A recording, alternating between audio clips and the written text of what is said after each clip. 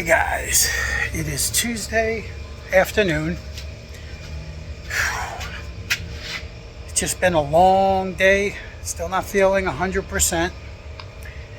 We've been working a little bit on this 75 Bronco.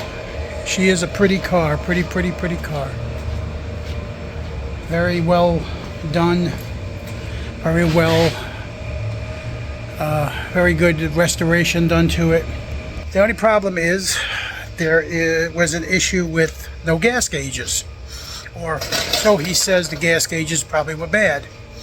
What we found was that this is why he wasn't getting a reading on his gas gauge. The float was broken and it sunk to the bottom of the tank. That thing is shredded. Now, I would assume the tanks were pulled when they did the restoration. Apparently not. This is what we found. Just pretty dirty, but luckily the tanks were aftermarket, so we've gotten those cleaned up. This is one of them. This is the tank. This is the aftermarket tank that they put in.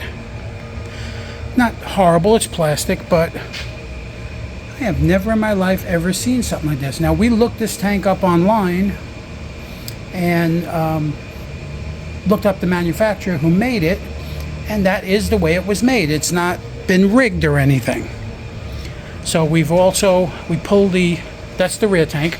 We pulled the front tank. We changed the ending unit, and it's ready to go now. Now we've got the fuel injection system on, so we still have to run our wires. We still have to put the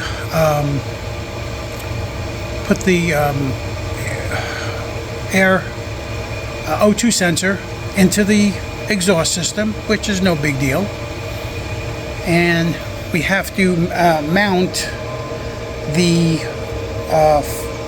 fuel pump, which this is the new fuel pumps they come with. I really like it. Look at the size of this thing.